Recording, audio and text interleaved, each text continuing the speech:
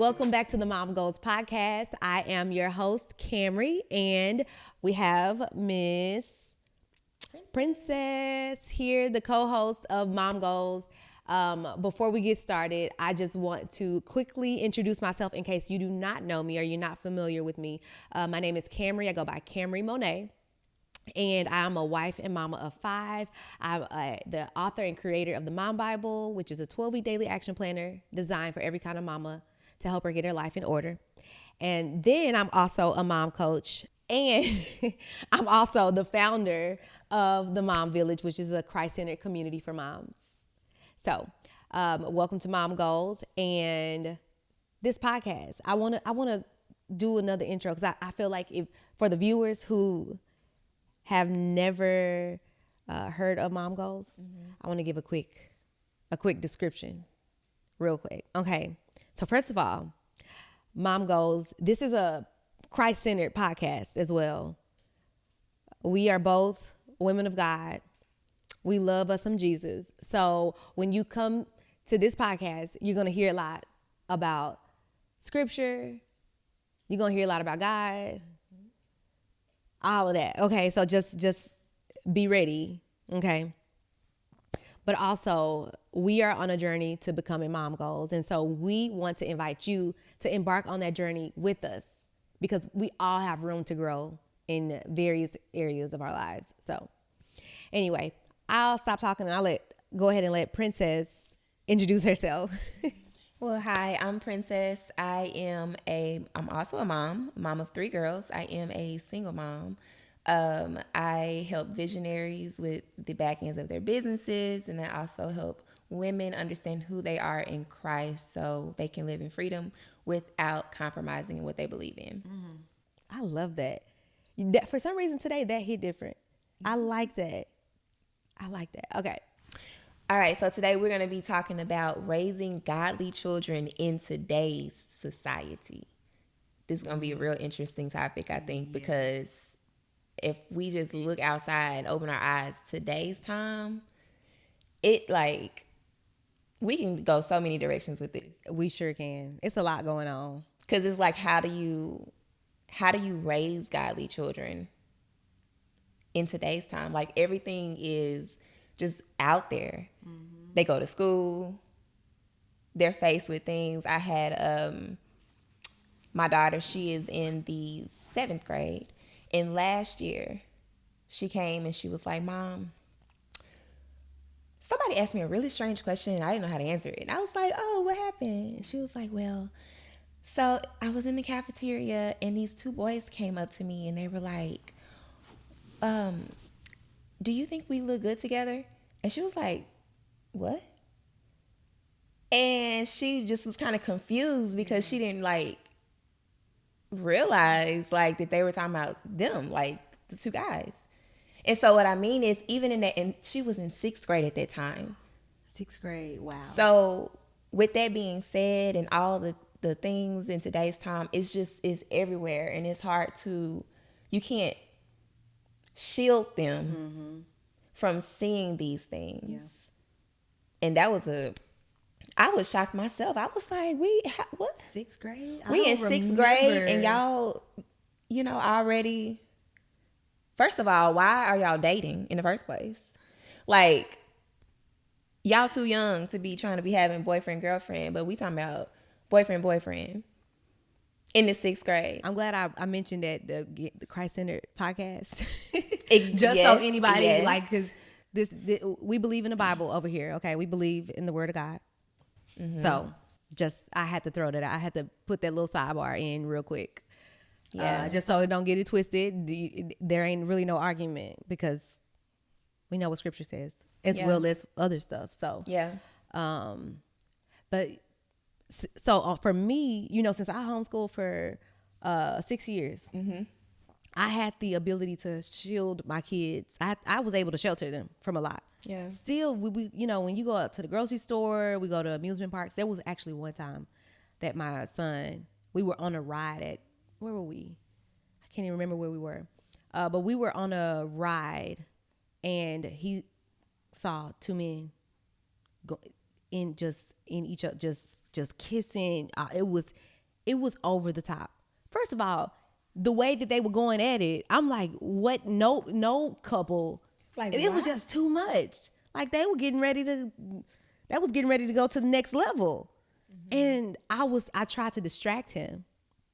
And I tried to like hurry up and get his attention. So I'm like, just to distract him. Yeah. But he ended up seeing it. He didn't say anything immediately. But he was like, Mama, did you see that? It was later on the day. Did you see that? Yeah. And I said, see what? And I was like, Lord, please, I hope he did not see the men. He said, that was two men kissing, right? And I was like, yeah. And I had to then, that's when I had to have the conversation because I couldn't just ignore it. Like I had to have that conversation. Yeah. However, with us being homeschoolers, more people there were more homeschool groups that were more inclusive. So we also had experience. Yeah. A little boy, he was transgender.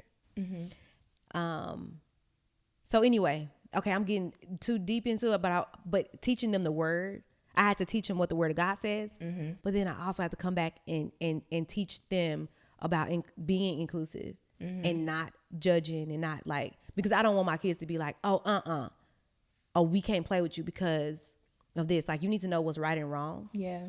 And if God leads you to do something, say something. But I also wanted them, because to be honest, I have, this is just how I was raised.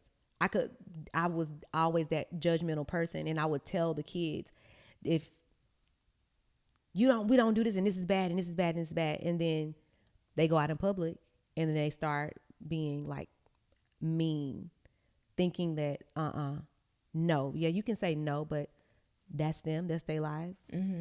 You don't be mean about it. Anyway, that's funny that I just thought about that because that's kind of been my whole. But I think too, with that, with teaching the kids, of course, right from wrong, it's helping them understand that these are things that you don't participate or partake in. Yes. So when you are faced with the moment where they're like, okay, well, it's okay. We're gonna we about to go skip school real quick, or go behind the building, or let's meet up under the bleachers at lunchtime. Just throwing some stuff out there. I was like, I don't know what go down. Listen, we've been there before, so it's when they're faced with those situations, what is your stance on it? Like, as a child, from what you've been taught, are you able to look them in the eye and be like, yeah, no, I'm not interested in doing that? And so I think that's when it comes to discernment. Because first of all, hold up, let me back up. When it comes to raising these kids, we got to go to God first. We literally have to go to God because we don't always know the answers. And in that moment, so back at the amusement park, I couldn't respond quickly because if I would have responded, it would have not come from a good place. Like if I would have reacted, it would have been all wrong. Then that would have been a seed that was planted all out of just me reacting. Yeah. And so I definitely had to stop for a second and pray. Okay, God, how do I deal with this? I don't know how to introduce this to my child. So I think that it's good to go to God. Yeah. To get his wisdom first. Because there's so much out in this world. And a lot of things we have to handle with care and do it right, because whatever we do is going to follow them their entire lives. Yeah. I think it's good for them to see your reaction because you're there. And so we going to have the actual points, because it's like it's all circling in, as I'm getting ready to say, we have to model. Yeah. That's good. Model these things, but just like, even in that moment when you saw that happening, you're like, oh my God, oh my God, oh my God, oh my God, oh my God. What is your natural response to that? Like, are there areas within yourself that you think could have been, like, is your view on the situation? Did you have like that judgmental flag? Did it come up, or was it like, you know, I can't believe that they're out here doing this in public. Yeah. Versus, oh my gosh, I can't believe 2 men out here doing all this in public. Because whether it's the 2 men, yeah, it's worse in our heads, right? Right. But what if it was a man and a woman? And it's like, y'all need to really go get, because either way it goes, it's public displays of affection, and we have children around. So the point of the matter is, they don't need to see all of that. And y'all just out here just going to town. Like, can y'all like go somewhere Go get else? a room. That's when you say, get a room. Yeah. I mean, because everybody don't want to see that. And apparently they don't care. No, not at all. And again, like you said, like I've seen just any kind of couples, same sex, different sex couples doing that, and it bothers me. So I think, and so when you say, is it judgmental? That's, for me, that's what we're raised up. Because first of all, let's be honest. We all got some type of, we all have flaws. Like we all have these things in us that need to be worked on. But putting them on the forefront and not thinking first and letting your flesh react, the reaction, when we are reactive, is more than likely it's our flesh when we don't stop to think before we speak. And so that moment, I was so proud of myself because I was like, I must be growing because I did not go off. I didn't just say, because in my mind, if I did, then he'll just know that that's bad. Don't ever do that. Just, that's horrible if I would have reacted the way I did.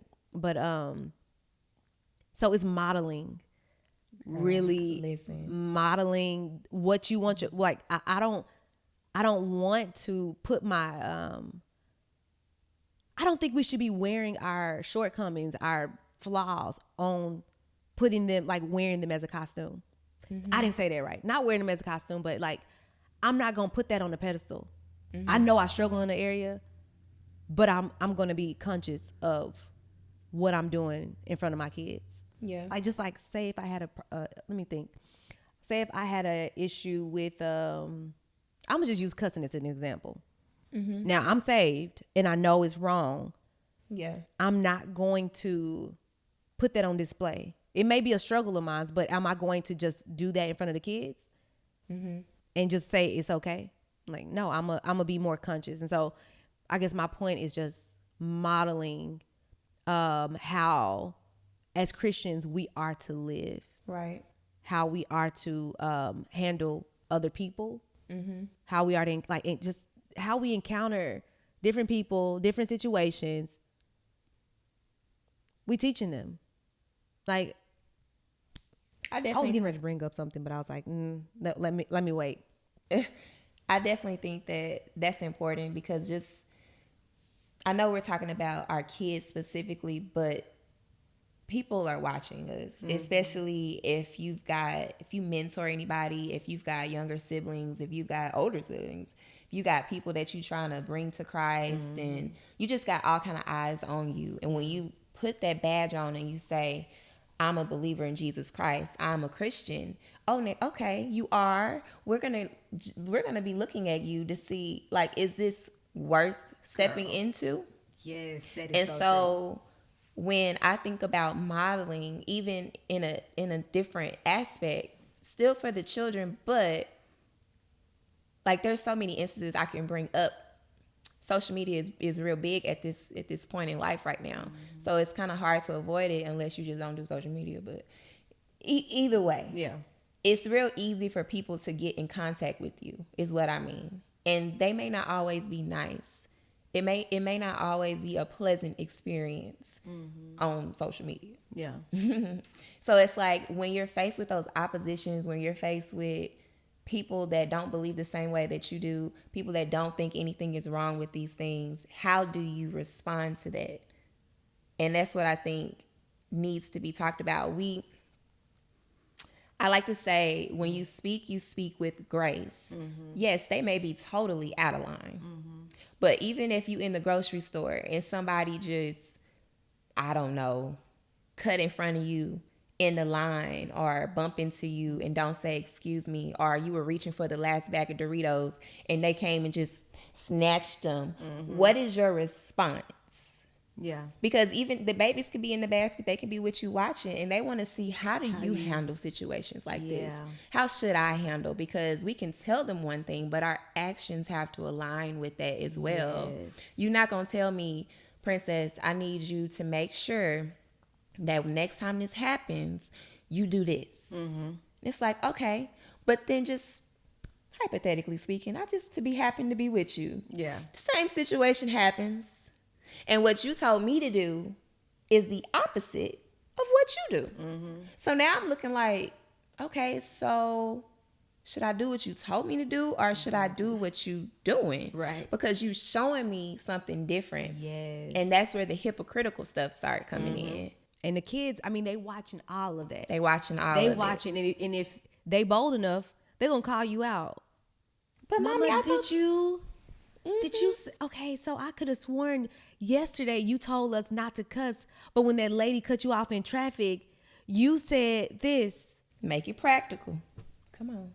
So they watching every single thing. So that's where it starts. That's where it starts is in our actions and how we model that. And again, like I said, you got to be even more mindful when it comes to the kids. Yeah. Because they're sponges. They are sponges. They're soaking it all in. And they watching us. The world is watching us. The world is looking to see how is she going to respond. Because there's people out there that know you're a Christian, and they literally they will scrutinize every little bitty thing you do. So the minute that you slip up, and again, I'm not saying this because I feel like we have to be perfect, but I'm just saying that being mindful of not just of our kids watching us, but people, like you said, mentors. And how you carry yourself. You need to carry yourself like you are a child of God. Yeah. Because you are. Mm-hmm. And like, I don't know how long ago it was. When I was a kid, the What Would Jesus Do was like a real popping thing then and stuff. Like they had the wristbands and all the different things. Yeah. And it's like, but if you think about that statement, what would Jesus do in this situation? Like, we need to bring that back up. We need to make that a thing. Go get us some WWJD bracelets. Listen, because how would Jesus handle this situation when I have to, first of all, so a little bit about me. I don't like drama. I don't like arguing with people. I don't like confrontation. So if I can just avoid it, I will. However, God had me in a season where he had to help me understand the time to speak and the time to be quiet. I was always not talking. Yeah, I was quiet in situations that I should have spoke up about at the appropriate time, right? And so when those people came and they would say certain things, that just didn't make sense, I started to change my viewpoint, and I would think, okay, well, so Jesus, when he addressed a lot of the issues, he didn't address the issue that you could see. He addressed the issue that was on the inside, the internal issue, the heart issue. That is so true. And so when I observed that, I'm like, so just for instance, there was somebody, I had some type of reel and I was like reacting to a song, like whatever, I was just like reacting. And the dude, I think it was a dude, don't know me. He gonna say, ugh, what the heck is wrong with your nose? And I was like, what? I'm like, for real though? Like, where you come from? Trolls. Where did you come? Like, it was just itching your thumbs. You were just like, oh, I'm gonna say this.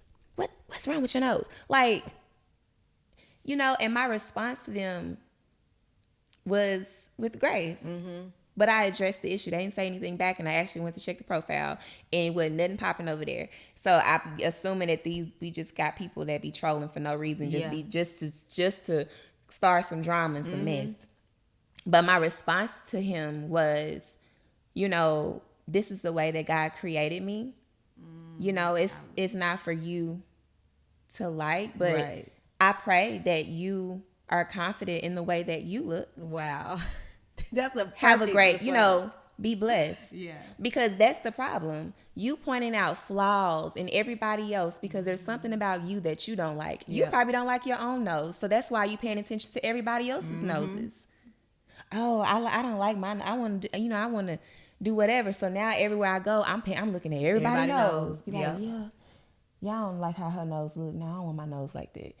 I mean, it's the smallest things, but it's the nastiness that comes from that, where you would feel like you would have the audacity to try to make somebody else feel bad about the way that they look. Yeah. No, that's just and guess what? And if you're doing that too, and I know some people like that's even something to be mindful of when your kids are watching, like they're watching those types of responses.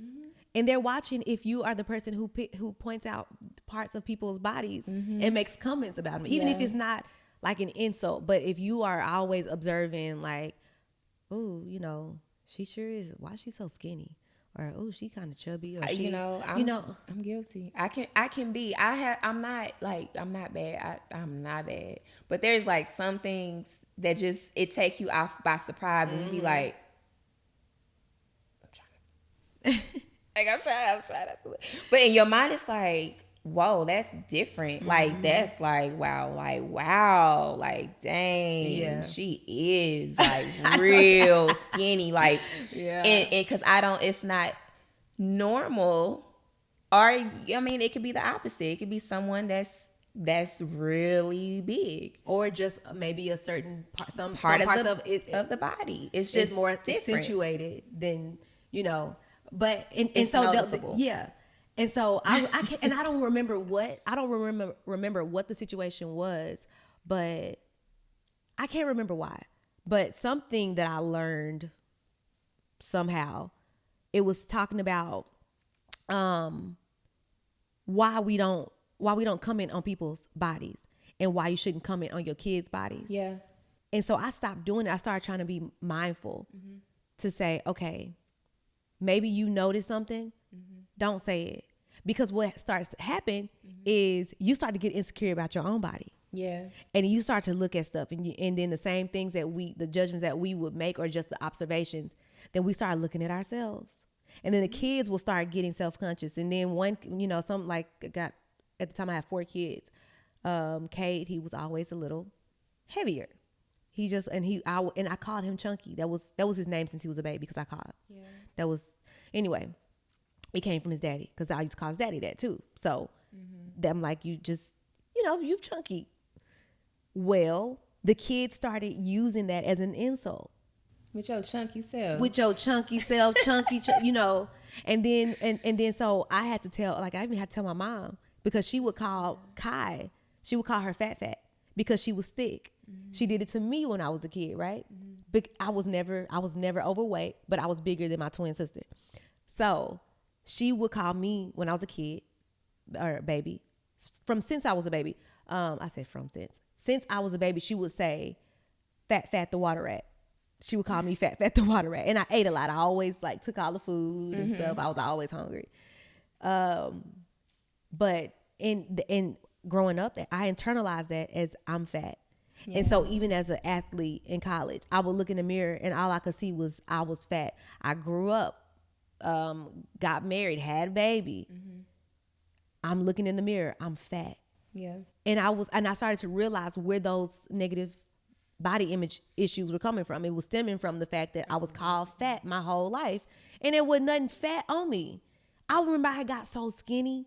I can look back at them pictures and was like, what is wrong? And Isaiah kept telling me, you are skinny. Like I did the same. You are tiny, but I'm looking at myself and I'm like, I'm fat. Yeah. I had body dysmorphia. That's what it's called. And so somebody kept saying, I think are you a little obsessive about the gym? I think it's just too much. Do you think I was about to lose my job? The gym on my priorities was top. But anyway, back to the kids, because I'm all off subject. However, the kids watch that. They even look to see how do you feel about yourself, like how confident in your body and how confident in yourself you are. So one point for how do you raise godly children would be modeling. Modeling their behavior. What we just talk about, be the example that you want to see in them. Mm-hmm. Because the Bible does say that you train up a child the way they ought to go. Yep. And that when they are older, they won't depart from it. Yep. And so it's like, even when it seems like they're not paying attention, that they're not listening, they are. Mm-hmm. They see what you're doing. Yeah. They More listening. so than what they hear you saying. Exactly. And when they get older, you know, as adults now, we can think back to our childhood and it's like, oh yeah, I remember. So have you ever had this moment where you grown now, you got your own kids, and then you find yourself doing something that your parents did, and you be like, dang, I sound just like my mama. Yep. I had that epiphany all the time.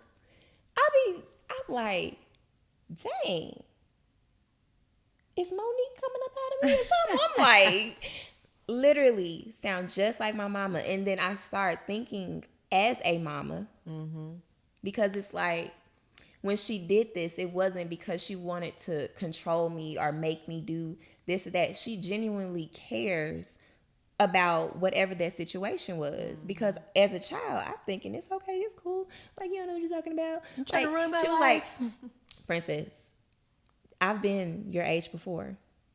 Wow. And here I am. saying the saying same the thing. same thing to my kids. Girl. Now I don't really remember the younger ages, like below 7, but my daughter, she's gonna be 13 this year. And then my other one will be 11. And then my youngest will be 6. So when I look at my oldest two, I'm like, especially my older one, because she's like, it's they getting into them ages where, you know, normally they like boys, and just They more conscious. when she tell me the stories when she come home from school, I'm just so shocked. I'm just like, are you for real? That's what happened. And we talk about it. I love the dynamics of how our relationship is, because she feels comfortable enough to come to me and talk about what's going on in her world when she's at school. And I love that, because as parents, we don't want our kids to hide things from us, but they need to feel safe to come to us with these things as they get older. Now, my middle child, she has a different personality. She's more like me. So she's not, oh, you say, how was your day at school? How did everything go? Oh, it was good. Okay, well, you know, tell me about your day. Oh, I mean, nothing much, just, you know, it's nothing. But when I ask my older daughter, I don't even really have to ask her. I'd be like, how was your day? It was good. Oh, and in the cafeteria today, this girl came over and she was doing all of this and that, and then she was, and and she just will literally, I got one question, and she's like, unleash the whole spiel to me of what highlighted her day. And I just listen. That's good. I just listen. And then the other thing too is I ask her, what does she think about that? I want to see what her viewpoints are on that. And that's good, because when you do that, what you're doing is you teaching, like when you said you ask her, and what her viewpoint is, you teaching her discernment. We talk about discernment all the time, and you know, and that's something that I pray over my kids all the time. Like, God, increase my kids' discernment.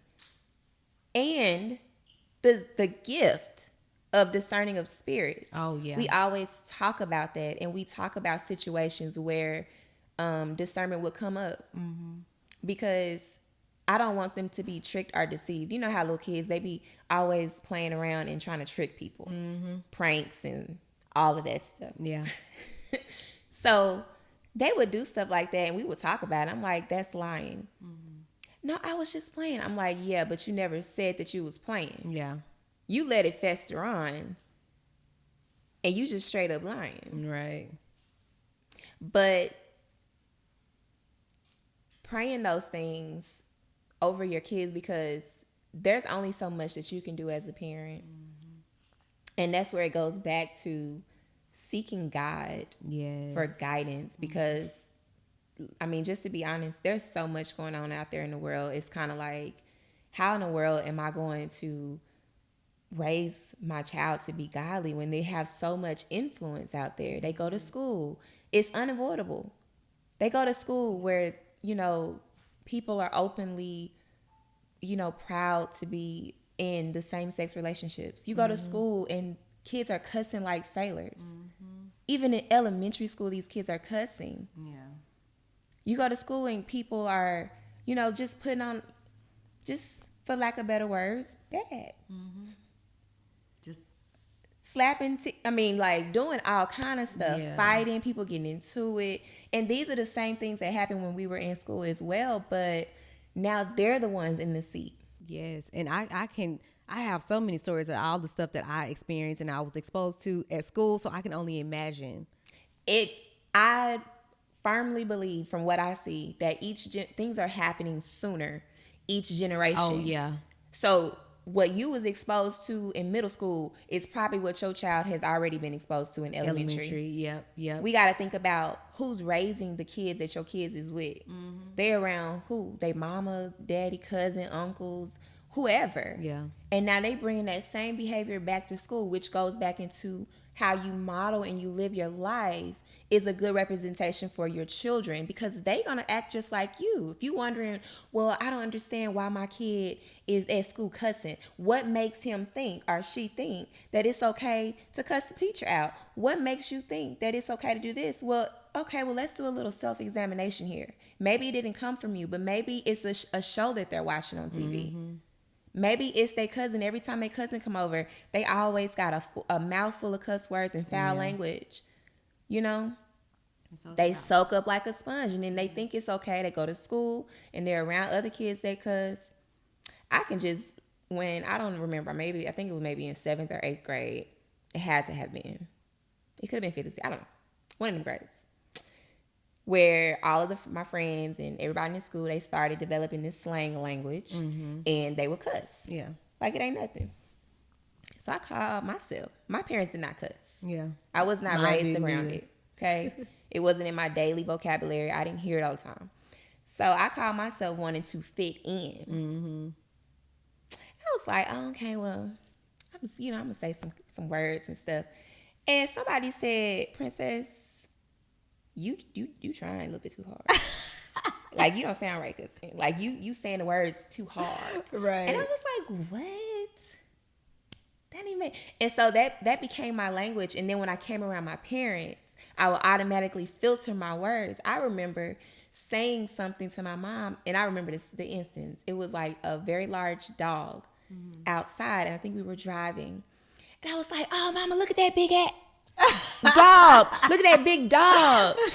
And I caught myself. I was praying that she didn't catch the drift, where I was going. Yeah. By saying the A word, and she didn't say anything. But I was just like, oh, you need to chill out with all this. Girl, she probably said, let me go to my prayer closet real quick, because I didn't hurt. She don't think I knew, but I knew what she was about to say. Look, but I talked to them about the cussing stuff. Yeah. I want to know. I'm like, and half the time with my oldest, she bring that stuff up. Okay, well, yeah. What she noticed when she first went to middle school, her first year, she was just surprised that the people that are in a higher grade than her that she knew from elementary, they act so different now. It's like they acting weird. Wow. Like they acting like different people. Like they're all trying to fit in. This was her observation. And so she stopped being cool with one of the girls because she was cussing. She was hanging out with, the mean girls or whatever, and she just wasn't about that.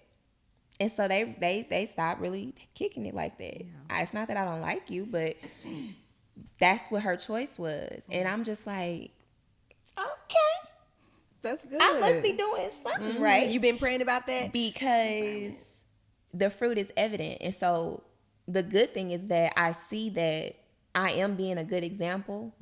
I fall short sometimes, but I know for the most part they are getting something out of what they see. Even though that there's been people that cuss around my kids, they dad he cuss, You know, when he was around, it was real heavy.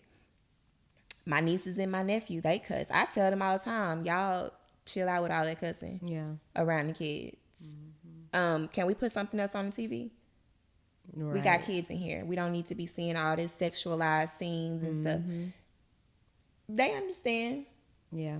They understand. You remember we had this conversation and I think you had said, well, I'm going to just say this. So when you have a baby and you baby proof your house, right? Yeah. Because we know that we don't want the baby getting into stuff that they don't have no business getting into. We cover the outlets so that they don't get electrocuted. We lock cabinets so that they can't go in them because we have to kind of keep them from certain things, and it has to be age appropriate. And so in that same way, we can be doing that with our kids. So there's age appropriateness. So when we have to be discerning of, okay, at what age do I allow them? Do I open that? Do I allow them to be exposed to just a little bit more, like to where I'm not so, oh no, they can't hear a cuss word. Because like right now, if Cruz, he's 2, if Cruz hear a cuss word, He's gonna repeat it. He's gonna repeat it. So I have to be very careful about what's on around, even if on my phone. Like I can't be.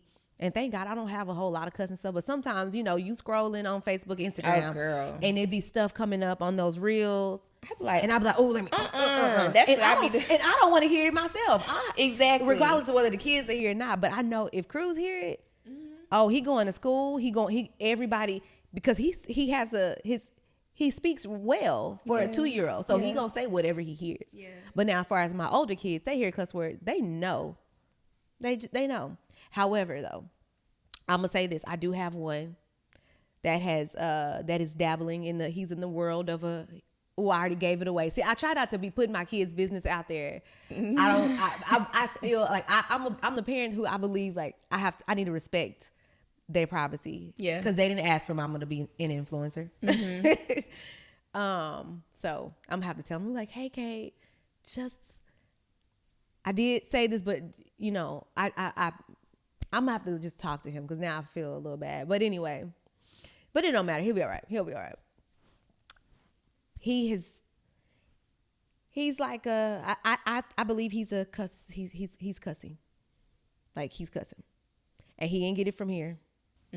We don't cuss, and just the same like when I was a kid, my parents didn't cuss, but I did go through a season to where I felt like that's what I want to do. Like I'm a cusser. Like I just want to be like everybody else.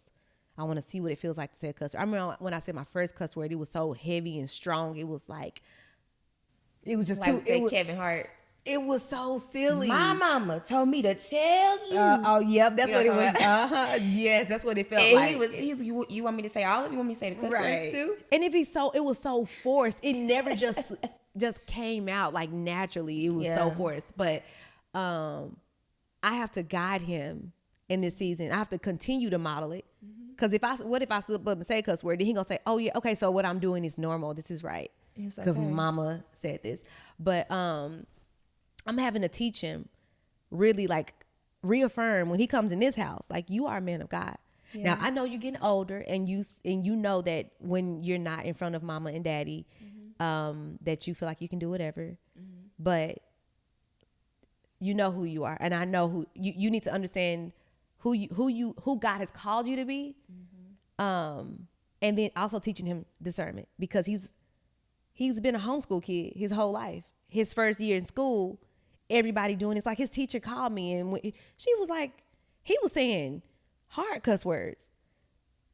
Like I think even when I was cussing, I wasn't saying the F word like that. That was still like, it had to be like something serious for me to. But, and so I was like, well, she said, Miss Vance, I honestly, I feel like I don't think y'all don't talk like that at home, do you? And I was like, no. She was like, I just know. And I'm like, she don't even know me, but she could tell, like, I know y'all are not those type of people. Yeah. But he said, she was like, and she was like, it was surprising to her. Mm-hmm. He hadn't even been in school that long. Yeah.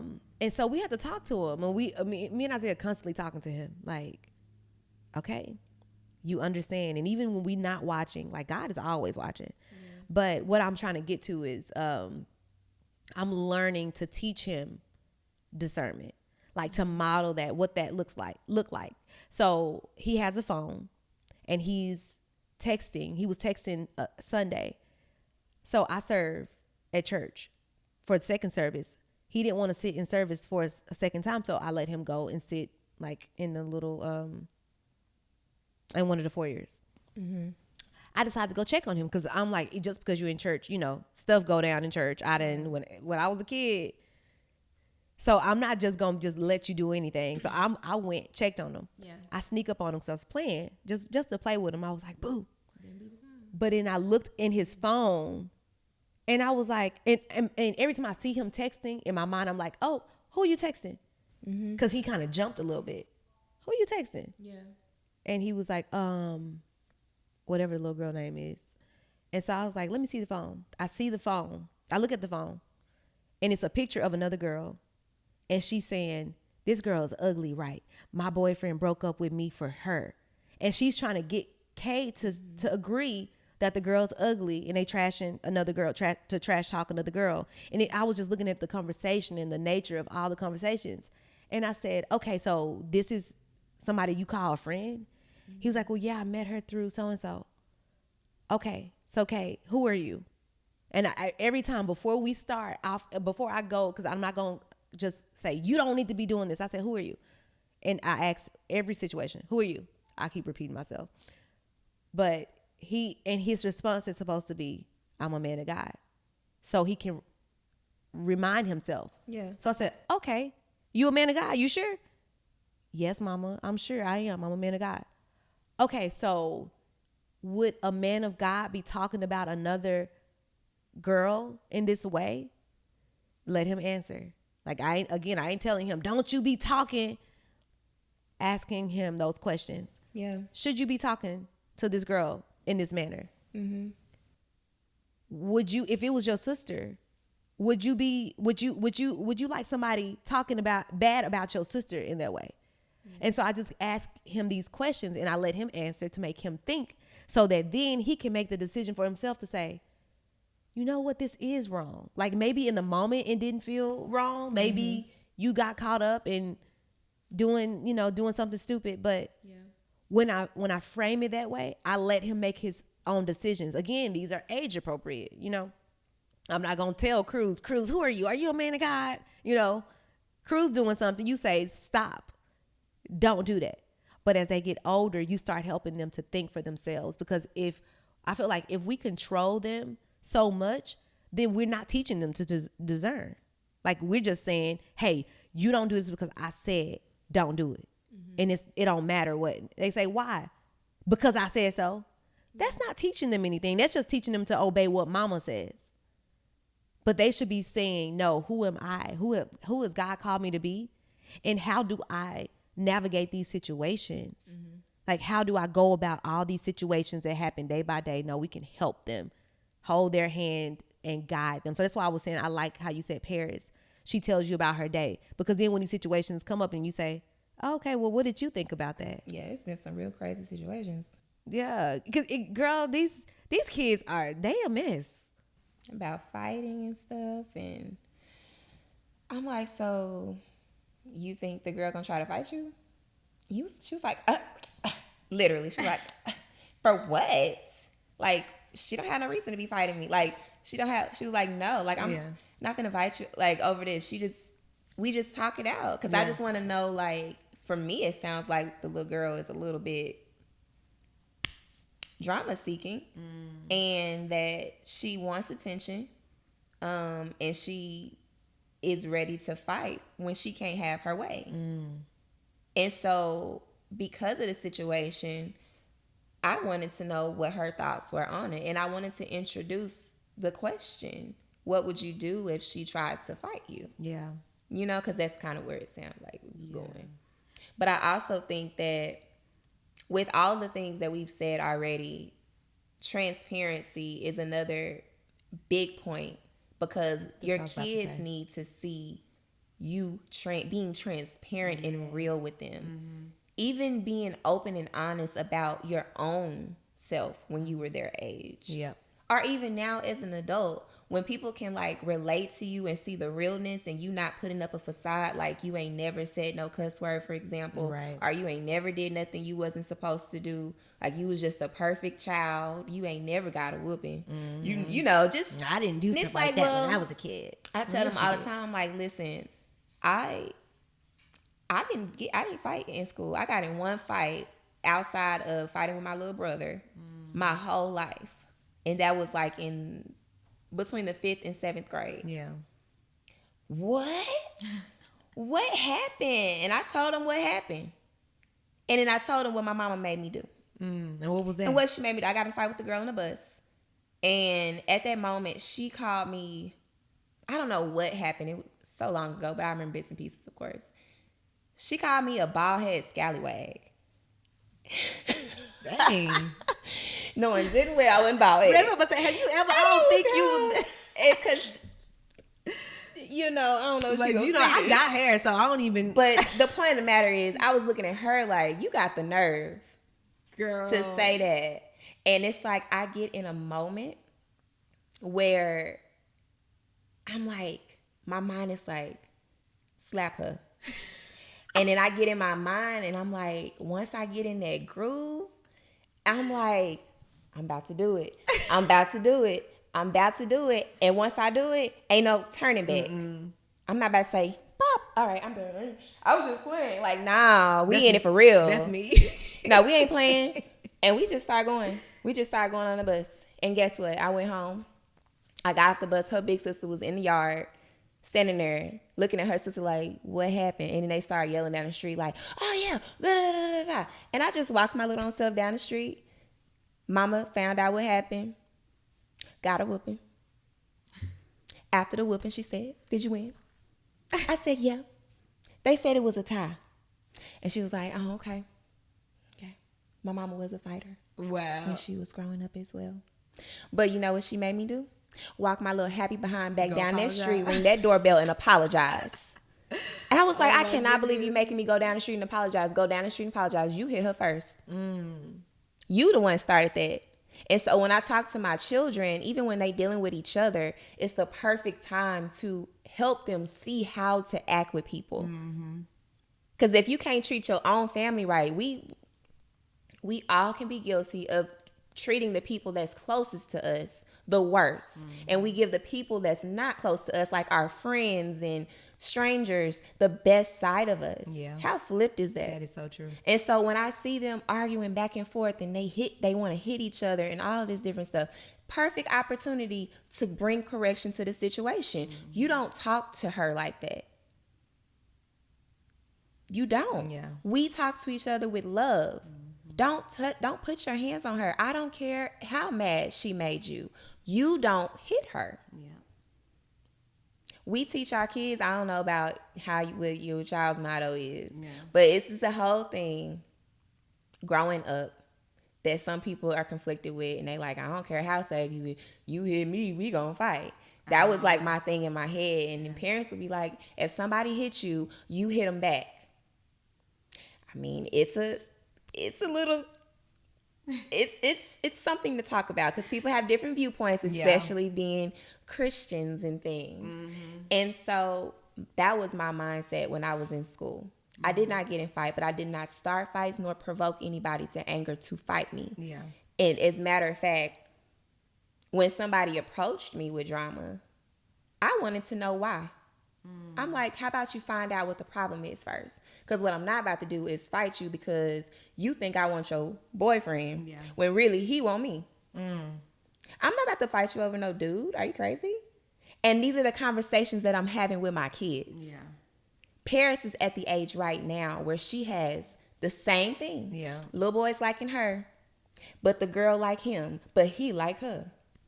Now she don't like her because he like her. And it's like, it's a never-ending circle of life. So how you handle this, my darling? Yeah. We don't fight over men, over boys.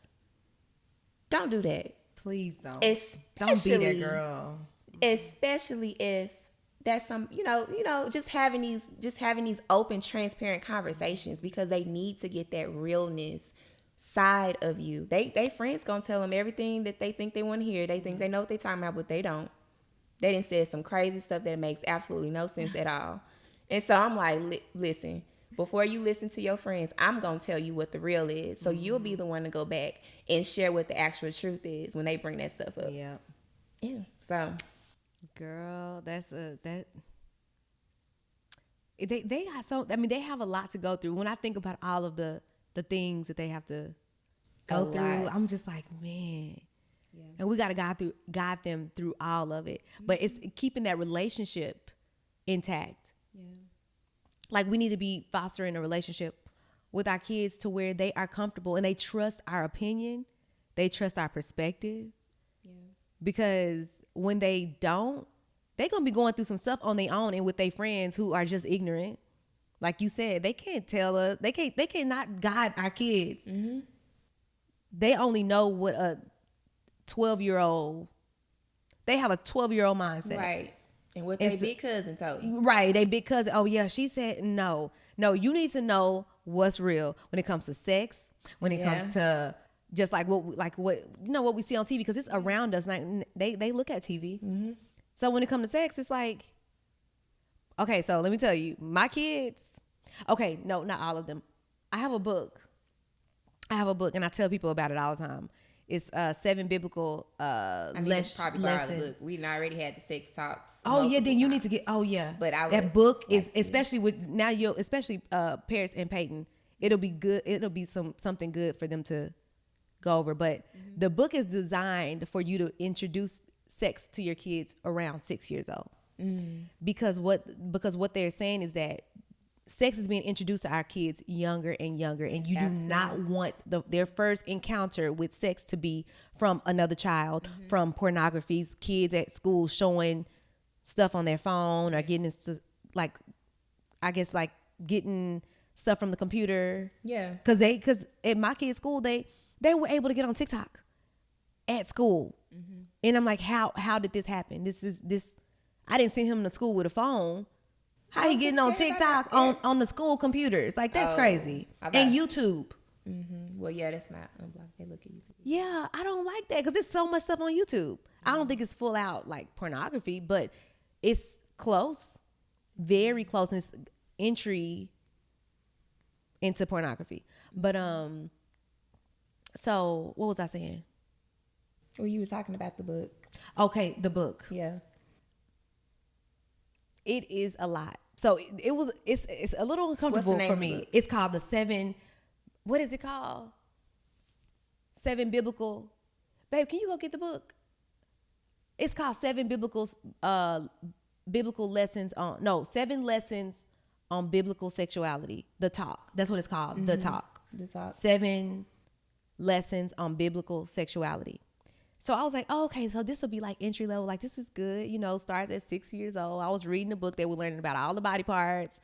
They were learning about, like, a woman and her cycle and, like, how, just basically learning about the woman and then learning about the men and how when you're born and then how, like, just everything, like, they learn the proper terms, vagina. Like, so you don't say stuff like cuckoo or my cookie.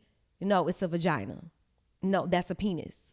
Because it takes out that, I don't know if you heard this, like when you give kids the nicknames, they're more susceptible to abuse because and plus sounds cute. Yeah, it's like, oh, my cookie. No, it's not a cookie. I never use that word though. I've heard some other people. I don't say cookie. I don't say we used to say cuckoo. We just used to say Coochie. That's what, like, that word don't really sound cute at all. Nah, see, and that's what I used to call it when I was a kid. But actually, the way that it was presented as children was your private part. Oh yeah, private. Yeah, right. Your private. My mom used to call all kind of stuff. That was it. Pocketbook, corn purse. I was like, what?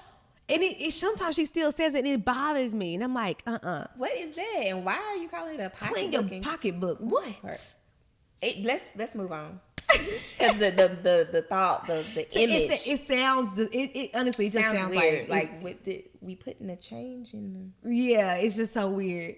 How does that work? Right. And I'd be like, Mama, can you please stop saying that? I'm like, who putting in there? Right. You putting something in there? Pocketbook. Anyway, let's move on. So it's vagina, penis, and we use and those words are normal words in this house now. Yeah. And so the book. Now the second lesson, I thought that towards maybe like the 7th lesson, they will actually learn about the act, the full what happens. Mm-hmm. It was lesson number 2, girl. And I was reading and I was like, okay, yeah, y'all, we on lesson number 2. Mm-hmm. And it was like, oh, Mommy, because they was excited. Like, yeah, they say, Mommy, what's the book about science and the Bible? Can we read the science and Bible book? And so I'm like, yeah.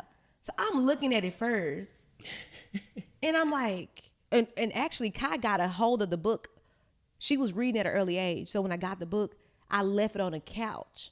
She came and she was reading it, huh? I had to snatch it because it's not for a kid. It's not for the kids to read. It's for the parents to guide them through these lessons. Okay. But anyway, lesson number 2, I said, never mind. Okay, yeah, I tried to distract them. We're going to do something else. Because this is a little outside of my comfort zone.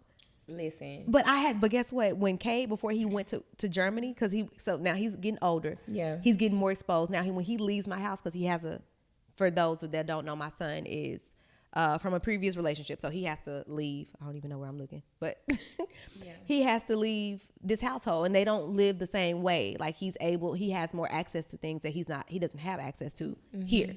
So I knew he was getting to the age where he was getting curious. Before he left, I flipped open that book and I went to lesson 2 and I was like, okay, so, when a man, it was talking about this is for grown-ups. It was, it should be all right? It was talking about like the erection and what happens, the blood vessels. And I was learning some stuff too. I didn't even know that. Yeah. But it was like, and then the man inserts, but again, and this is biblical because they're teaching the kids what the book is about is that God created sex and it's a beautiful thing, but it is created for the parameters of marriage. Right. And that's it. And so that part was already understood. Mm-hmm. So I had to go to the whole thing and he was like, Mama, why are you telling me this? And I said, because you need to know. Because somebody else is going to try to tell you something that is not what it is. And you need to know exactly what it is. And that God created this for man and woman and for marriage, for the parameters of marriage. And he created it so also that we can produce, that we can make children. How do you think you got here? And so he was like, oh, Mama, I don't want kids. But anyway, he thought it was funny. He thought it was funny. But I was like, I was so proud of myself when I did that because I said, now, like I got past this. Now I got to do it with the girls. I tried to, and Carter started getting mad. When I said, I talked about kissing. And I said, I kissed your daddy. Because no, she said, well, how are babies made? And I said, what do you think? I said, how you think you got here? I said, I kissed your daddy. I didn't even tell her. I said, okay, well, I kissed him. This girl started getting mad just because I was talking about kissing her daddy. And that's inappropriate. And I don't want to hear about this. So I'm like, what am I going to do when I teach her lesson 2? Like, what's she going to do? I'm scared. That's important. I mean, that's a good conversation to have because I'm sure there are plenty of people, mothers and parents, that don't know how to have that conversation with them. But think about it this way. If you don't have the conversation with them, somebody will. So it might as well be you. Yeah. It don't matter how awkward. First of all, sex is not awkward. Yeah. It's because of our perception and how perverted the world has made it to be. That's exactly that what the we book's approach it in a negative, nasty light. Like, why are we talking about that? Because it's something that's natural and you need to know about it. Because when your body parts start feeling a certain way and you start going through puberty and you start feeling, you need to understand why your body is doing it, why you're going through this stuff. Because then, again, you're going to go back to school, your friends and your peers, and they talking about it. So then now it becomes normal in the environment of your friends and your peers. So it's like, oh, well, I guess it can't be that bad. I'm curious. I want to just try to see. I wonder if that's the way that it's really going to, feel or whatever. Yeah. My reason for why I lost mine was the stupidest reason ever. Why? Because I wanted to see something. Are you serious? Very. Wow. It was, I think I was a sophomore. Mm-hmm. And I had just gotten out of a 3-year relationship. And we ended up breaking up because, one, he wanted to have sex. Mm-hmm. And I was saying I didn't want to. Yeah. And so I ended up breaking my own boundary and saying that we can do it. So we tried, but it failed because of complications. Mm-hmm. But I found out that at the time he was like, "Oh, well, I don't like blood or whatever," because I was a virgin. Mm-hmm. And so it never happened. Wow. Anyway, fast forward, I broke up with him. And I started dating somebody that I thought was cool. And all of a sudden, I was just like, well, they say when you have sex, you're going to be in love and, and all these different things. So I was like, I'm just going to see because I just don't believe that I'm going to be falling in love with this dude. Yeah. And so here I am in my car, in my backseat. Wow. Losing my virginity.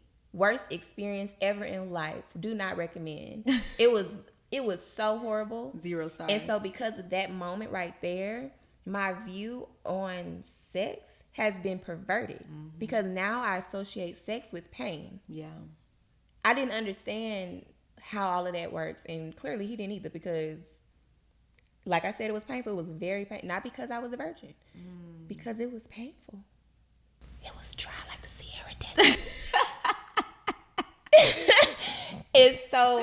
I wanted the mic pick that up, girl. But it was horrible. So, question: how did your mom approach sex? My mother always said to wait until you get married to have sex. We actually had a conversation, and she was like, "Princess, promise me that you're not gonna have sex until you get married." And I was like, "I promise I'm not gonna have sex until I get married." And she just always talked about why we shouldn't. She told me that when you have sex outside of marriage, here are the things that can happen. You can get an STD. You can end up getting pregnant. You can fall in love with somebody and they don't want you no more. Just a series of things that could happen if I made that decision. Okay. So it wasn't bad, but I also did not understand the spiritual aspect of sex and becoming one with that individual. Because it is more than just a physical. It's more than that. You actually becoming one with them in spirit. Yeah, the kids, they definitely teenagers, they need to know that because they getting when they become teenagers, they're kind of preparing for adulthood, right? And so you need to know the consequences when it comes to that age to where everybody's doing it, they getting faced with these decisions. You need to know all the consequences of what sex does. But see, I wish my mama taught me, but it was my daddy. Yeah. Our conversations about sex, he came in my room, we were probably 6th grade, 12 years old. Cause that was the age, you're getting ready to go through puberty. If not, I think we started going through puberty. Mm-hmm. So my daddy, it scares him. He's scared. He come bust open in my room. What you looking at? And y'all better not be having sex. Maybe was I 12? Okay, I don't know. I don't know the exact age, but it was around the adolescent ages, somewhere between 12 and 11, maybe 11 and 13, because it probably was kids. And he probably had heard somebody say that some other kids were having sex.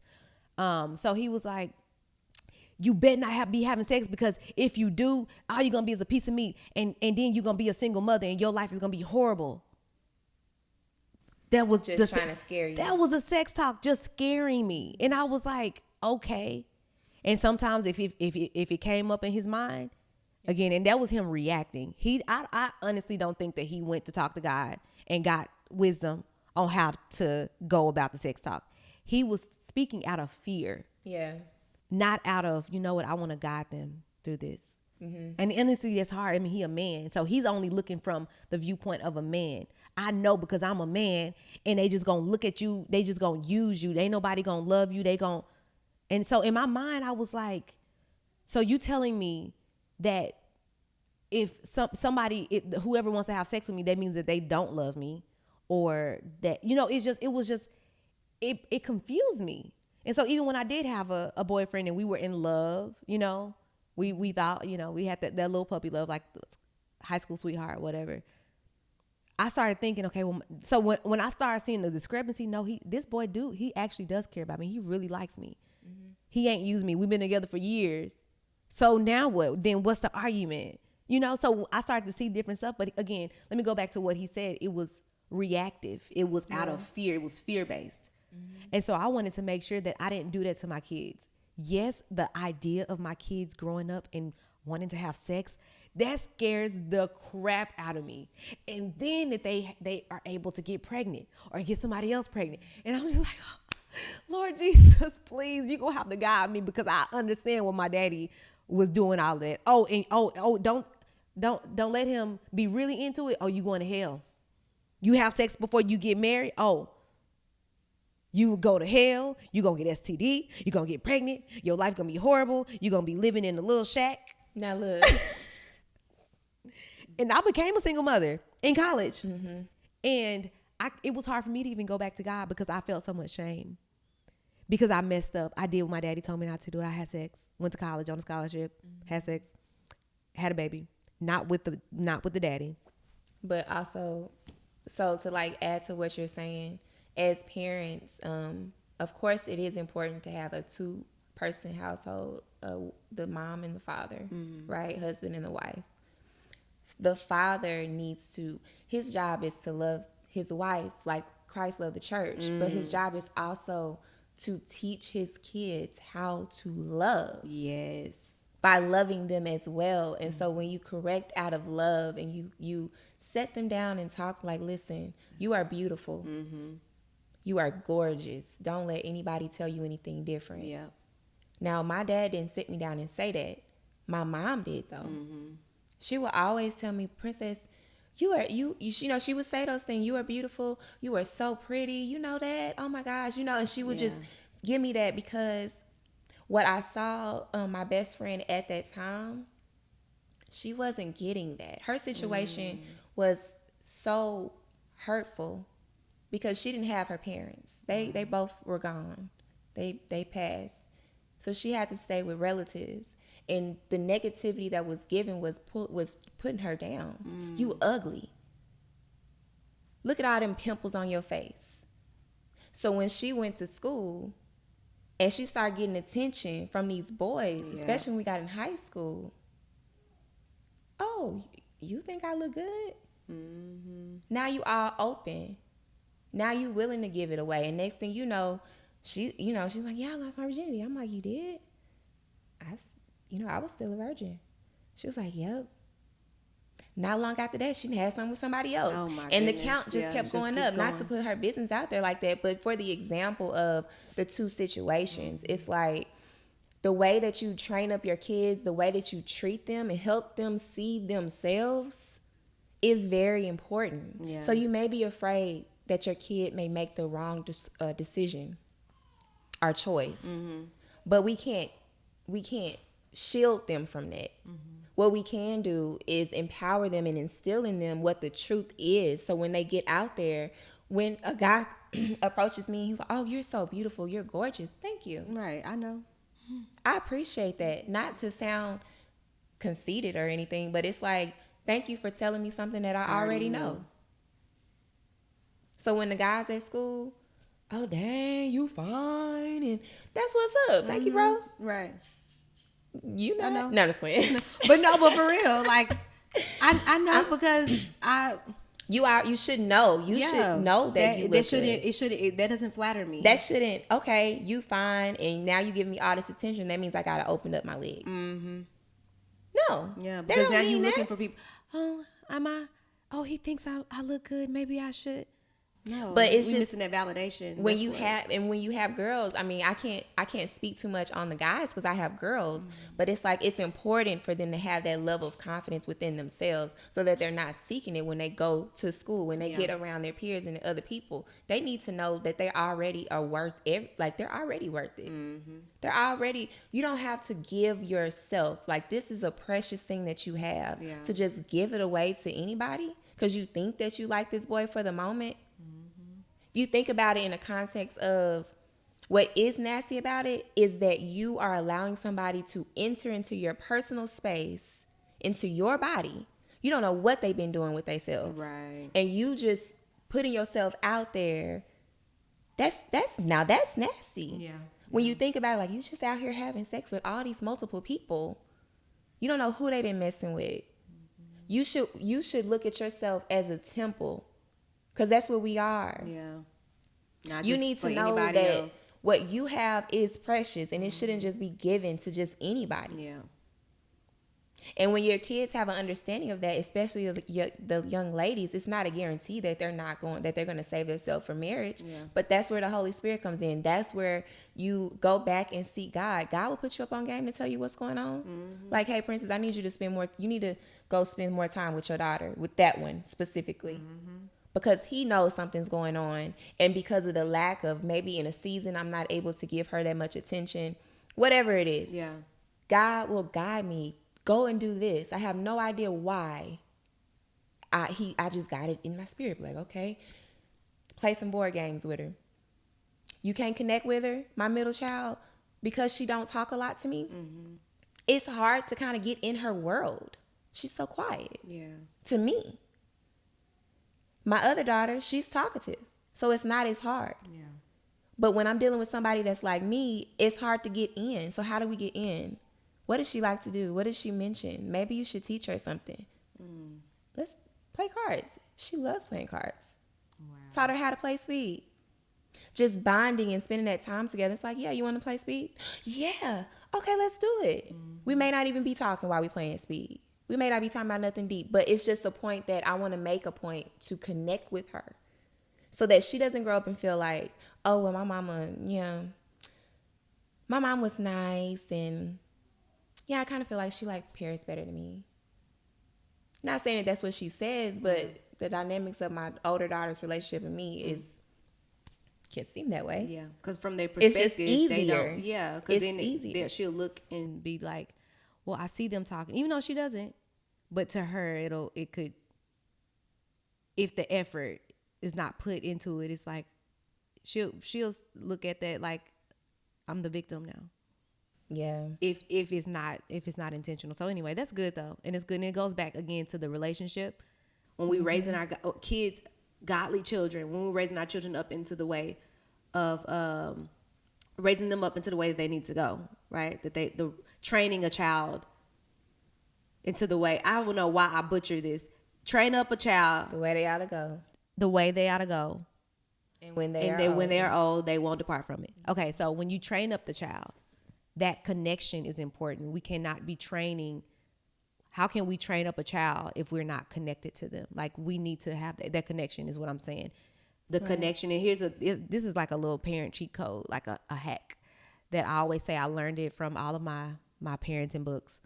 But you connect before you correct. And that's starting from when they're toddlers up until they are adults, really, even now. Like, before you correct somebody, connect with them. That means understand what they're going through. Get into their world. Right. Even if they fail, even if they fall short. Like, I hope and pray if my kids ever made that big decision to have sex before marriage, that they are able to come to me. They feel comfortable coming to me and saying, I did this. I messed up. And I can sympathize with them and say, you know what? I've been there too. There goes the transparency. Right. I've been there too. I understand how you feel. Mm-hmm. I don't want you to feel shame. You made a mistake, but I want to be able to connect with them first and then say, now, listen, this is where you started. This is how it started off wrong, because you knew that you shouldn't have even been over there at that little boy's house anyway, while there were no adults, and so then, because they trust you, now they can actually retain and listen to the knowledge that you're giving them when you're connecting. So all of that is good. So the points for how to raise your children, godly children, in today's society is, number one, seeking God for guidance, because we can't do it by ourselves. Mm-hmm. Having discernment, not just you having discernment, and also teaching your kids how to have discernment and praying for your kids to have discernment as well. Being transparent, open, and honest with them. That's number 3. Don't hide stuff. Don't act like you just been saved all your life. Be transparent with them and get in their world, and then modeling. Modeling, meaning that you need to actually walk what you preach. Don't tell them to do something, but you doing something else. So those are the 4 points of helping you raise godly children in today's society. Yes. Well, that is all we have for you. I think I don't know how long this was, but I think this was a great conversation, regardless of how long it is, Mr. Producer. But anyway, I guess that is it, y'all. Thank you so much for tuning in to today's episode. And okay, so real quick, make sure that you subscribe to the channel. Also, follow the show on whatever podcast platform that you're listening on. And we will see y'all mamas in the next episode. So, bye.